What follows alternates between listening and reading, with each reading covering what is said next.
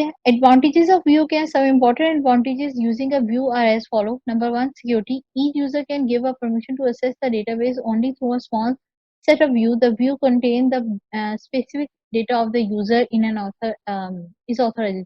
अच्छा, इसमें क्या है? सबसे ज्यादा ये आपको जो होता है ना व्यू वाले में, सिक्योरिटी का हमें बड़ा फायदा है। फर्स्ट कर लेते हैं, मुझे पता है कि मैंने एक स्टूडेंट को आईडी साइन किए होते हैं। आप लोगों को क्या होते हैं कि आप लोगों को सिस्टम पे बैठते हो तो आप लोगों को खास स्पेसिफिक आईडी होते हैं, या आपकी पहचान के तौर पे आप कहते हो कार्ड दिखाते हो, स्कैन करते हो, या इस तरह की कोई चीजें होती है। उसके बाद क्या होता है, सिस्टम अगला वर्किंग करना स्टार्ट करता है। ठीक है, अगर आपने लैब में जाना है, अपनी लाइब्रेरी में जाना है, जहां पे भी, तो कार्ड पहले चेक करेंगे, आपको वेरीफाई करेंगे आप यहीं के स्टूडेंट, देन बेशक आप कॉलेज के अंदर भी थे उस टाइम, लेकिन आपको क्या होता है, एक डबल वेरिफिकेशन प्रोसेस से गुजारा जाता है। ठीक है, तो इसमें भी कुछ ऐसे ही सिस्टम है कि डेटाबेस तो है बनी हुई टोटल, लेकिन अब स्टूडेंट उससे क्या कर सकता है? स्टूडेंट जब भी जाए, मैं ऐसे कहती हूँ कि वो अपना क्या देखे, नाम देखे, अपना रोल नंबर देख ले, और अपनी कोर्स देख सकता है। कोर्स के मतलब कोई अपडेट है, कोई डेट शीट वगैरह, वो देख सकता है। उसके अलावा मैं उसे मार्क्स शो नहीं करी। क्यों? मैं चाहती हूँ कि जब मार्क्स आएंगे मैं वैल्यूएट करूंगी, देन उसके बाद मैं क्या उसे फर्दर शो कर सकती हूँ। तो ये जो चीजें थी जो ऑलरेडी मेरे पास बनी पड़ी थी, मैं उनकी असेस दे सकती हूँ। मैं क्या करूंगी, उसे लिमिटेड असेस दे दूंगी कि वो आए, अपना ये कोर्स की इन्फॉर्मेशन देखे और अपने मुतालिक इन्फॉर्मेशन देखे। इसके अलावा वो क्या करे, वो वाला काम ना करे कि आप कोई अपने मार्क्स वगैरह देख लो या उन्हें एडिट कर लो या इस तरह की। तो मैंने उसकी क्या की, उसकी असेस को कंट्रोल कर लिया। ठीक है, एक लिमिटेड असेस दे दी।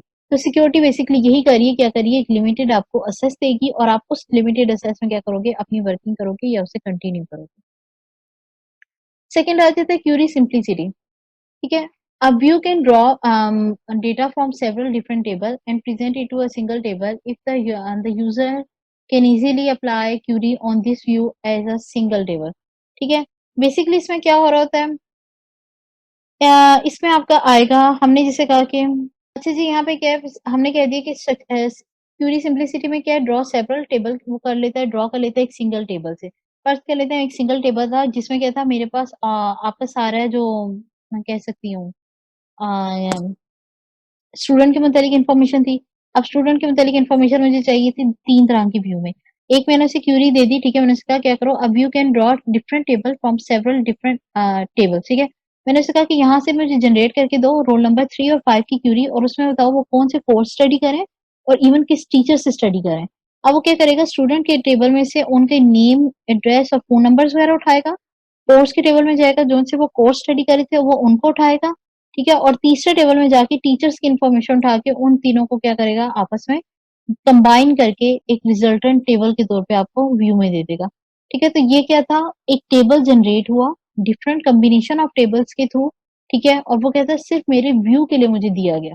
ठीक है, तो क्यूरी सिंप्लिसिटी होगी कि मुझे वो हर टेबल के लिए सेपरेटली क्यूरी लिखनी पड़ी, मुझे एक क्यूरी लिखनी पड़ी। उसने क्या किया, ऑटोमेटिकली गया, उन डिफरेंट टेबल्स में से उठाया और मुझे एक टेबल बना के, सिंगल टेबल में उसने क्या किया, मुझे वो व्यू जनरेट।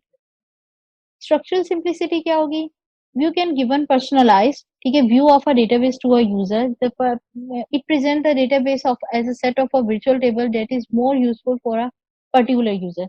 यहाँ पे क्या हो सकता है, आपका पर्सनलाइज व्यू भी हो सकता है। पर्सनलाइज व्यू में क्या होगा कि आपको जो डेटाबेस प्रेजेंट की जाती है, वो उन तमाम टेबल में वर्चुअली क्रिएट करके प्रेजेंट की जाए जो आपके लिए यूजफुल है। लाइक अब अगर आप बोर्ड की वेबसाइट पे जाते हो, वहां से आप करते हो रिजल्ट डाउनलोड करते हो, लेकिन अगर आप कॉलेज की वेबसाइट पे जाओ और वहां पे अगर आपके पोर्टल्स वगैरह, मुझे नहीं आइडिया भी है कि राइट के नहीं, वैसे अगर पोर्टल्स वगैरह बने हो, तो पोर्टल्स में क्या होता है कि आपको अपनी सारी इन्फॉर्मेशन डिस्प्ले में होती है। वहां आपको अपनी सब्जेक्ट के मुतालिक इन्फॉर्मेशन होती है जो आपने सिलेक्ट किया था, आपको अपनी मार्कशीट अवेलेबल होती है। ठीक है, यूनिवर्सिटी की तरफ से जितने भी आपके मार्क्स थे लास्ट सेमेस्टर्स में, ठीक है, वो अवेलेबल होते हैं। अपकमिंग जो आपका फी वॉल्चर वगैरह होता है वो अवेलेबल होता है। तो वो जो इन्फॉर्मेशन होती है वो क्या हो रही होती है, सिर्फ आपको अपने मुतालिक अवेलेबल होती है, पीछे डेटाबेस में कोई चेंजेस नहीं आती। लेकिन वो क्या करता है, वर्चुअली आपके लिए वो टेबल्स या वो चीजें क्रिएट कर देता है जो आपकी फिजिबिलिटी के लिए या आपकी आसानी के लिए क्या होती है, आपको जरूरत होती है। तो वो जो क्या था, स्ट्रक्चर सिंप्लिसिटी कर दी कि पर्सनलाइज डेटा जो था, मैंने उसकी पर्सनल एक सेटिंग दे दी कि ठीक है, जब ये बंदा खोले तो इसको ऐसे शो करना। ठीक है, और जब ये वाला खोले, पर्सन ए खोले और अगर वो स्टूडेंट है तो उसको ऐसे शो करना है, पर्सन बी अगर टीचर है, ठीक है, तो उसको ऐसे एडिटेबल व्यू देना है। तो क्या होता है, डिफरेंट तरह के आपको क्या दे दी, असेस दे दी, और स्ट्रक्चर सिंप्लिसिटी होगी। मुझे बाकियों के लोगों को कंफ्यूजन नहीं है, हो सकता है किसी ने अपने मेयार के मुताबिक या अपने मुताबिक उसको कोई कॉम्प्लेक्स स्ट्रक्चर दिया हुआ हो, मुझे वो क्या होती है, उस वाली प्रॉब्लम में जाना ही नहीं पड़ेगा, मुझे अपना सिर्फ वो स्ट्रक्चर फॉलो करना है जो मेरे लिए सूटेबल है, मुझे गिवन किया है। ये आपको दिया भी जा सकता है और हो सकता है कि आपसे कहा जाए कि आप जैसे डिजाइन करना चाहते हैं वैसे कर लें। जैसे कुछ सॉफ्टवेयर है आपके कोडिंग के, ठीक है, उसमें आप क्या कर सकते हो, अपने इंटरफेस में चेंज कर लेते हो। आप क्या करते हो, अपनी जो आपके वो इम्यूलेटर्स वगैरह आ रहे हैं वो साइड पे कर लेते हो, डिजाइन की विंडो खोलनी है तो डिजाइन की खोल लेते हो, नीचे एरर वाला पार्ट बड़ा छोटा कर लेते हो वगैरह। या टूल्स डिस्प्ले में करने हैं, व्यू में रखने के नहीं, या उसे टूल बार से हटा देना है, हाइड करके रखने हैं वगैरह। इस तरह क्या होती है, पर्सनलाइज एक सेटिंग हो जाती है। डेटाबेस भी वैसे ही आपको क्या करते हैं, एक पर्सनलाइज किस्म की सेटिंग दे देते हैं। ठीक है, अब you can present a consistent and unchanged image of the structure of a database even if the underlying source tables are separate or restructured. अब आपको जो पर्सनलाइज व्यू में दे दिया गया है, ठीक है, मैंने आपसे कहा कि आपका एक पर्सनलाइज व्यू बना दिया गया है जिसमें आपको टेबल वो वाले दिए गए जो आपकी डिमांडेड थे। आपको अपनी रिजल्ट शीट नहीं दी थी, वो रिजल्ट शीट के तौर पे आपको टेबल दिखाएगा, लेकिन जहाँ टीचर है वहां पे क्या होगा, उनको सिर्फ अपने कोर्स के रेलिवेंट आपके नंबर नजर आ रहे होंगे। अगर वो पीछे डेटा में चेंज करती है, फर्ज कर लेते हैं आपके मार्क्स अपडेट कर रही है, तो पीछे जाके जब आपके डेटा में चेंज करेंगे आपका स्ट्रक्चर खराब नहीं होगा, आपको उसी स्ट्रक्चर में अवेलेबल होंगे। हो सकता है पीछे उन्होंने क्या किया, आपकी बेटी जो टोटल नंबर के लिहाज से निकालती थी वो अब सीजीपीए में निकाल रही हो, ठीक है, ये हो सकता है पॉइंट्स में लेके जा रही हो नंबर्स को, ठीक है, ये इस तरह जो भी ग्रेडिंग वगैरह में फर्क लाइए जो भी, वो क्या होगा, आपकी साइड पे कोई चेंज नहीं लाएगा। एक दफा जो स्ट्रक्चर आपकी साइड पे बन गया है वो चेंज नहीं होगा, पीछे वाले में चाहे री इंस्ट्रक्ट होता रहे, पूरा स्ट्रक्चर वो चेंज करते रहें, चाहे एक जो बेस टेबल पहले 5 है वो 7 हो जाए, या जो पहले 5 है वो 3 हो गए हैं, उनकी वजह से आपकी व्यू में फर्क नहीं आएगा। आपको वैसी वो चीजें प्रेजेंट की जा रही होंगी और वैसी कंसिस्टेंट होंगी, वैसे ही अनचेंज में जाएगा जैसे पहले था। ठीक है, तो वो क्या है, चेंजिंग जो उस साइड पे हो रही है उसका आपको यहाँ पे क्या होगा, मस्त। अच्छा जी, प्रॉपर्टीज ऑफ रिलेशन में आ जाए। रिलेशन क्या था, टेबल था, ठीक है। अब हमने कहा कि टेबल्स की क्या करेंगे, हम प्रॉपर्टीज पढ़ेंगे, ठीक है। चंद एक मेजर है, atomic value in a field. आपकी हमेशा क्या होगी, एक एटॉमिक वैल्यू होगी फील्ड के अंदर, ठीक है। An entry of the an entry at the intersection of each row and column is atomic, यानी कि इंटरसेक्शन ऑफ ईच रो क्या है, कॉलम क्या है। अगर ये आपकी क्या है, एक कॉलम है, दूसरी ये क्या आपकी रो जा रही है।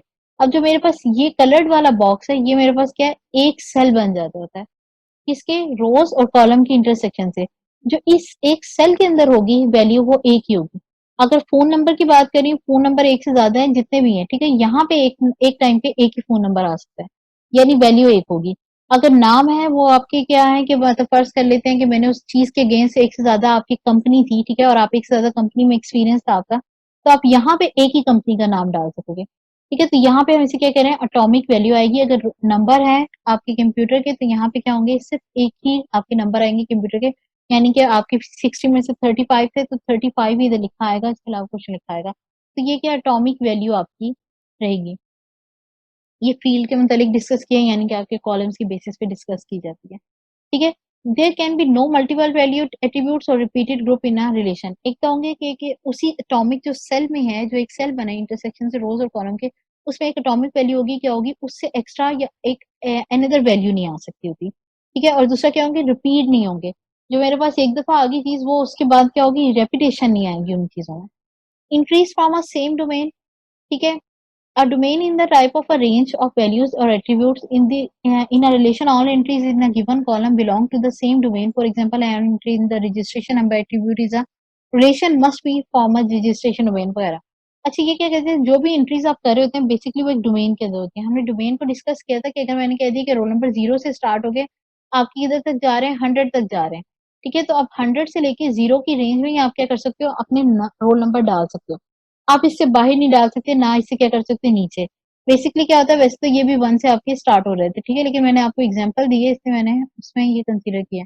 अगर मैंने इसे कह दिया कि आपने क्या करना है, 1 से लेके 100 तक रोल नंबर डालने हैं, तो आप ना 100 से ऊपर डाल सकते हो, तो ना 1 से क्या कर सकते हो, नीचे डाल सकते हो। जो भी नंबर आएगा वो क्या होगा, इस डोमेन से होगा। तो ने वही बात की है कि जो एंट्रीज डाली जाएंगी वो क्या होंगी, उस फील्ड की या उस कॉलम की क्या होंगी, डोमेन में से होंगी, डोमेन से बाहर की नहीं आएंगी। उसके बाद है यूनिक टपल्स, ठीक है। Unique tuples क्या है? Each tuple is in a relation must be unique. For example, a registration number in each tuple of a table must be different from all other tuples. Uniqueness in a relation is guaranteed by assigning a primary key to each relation.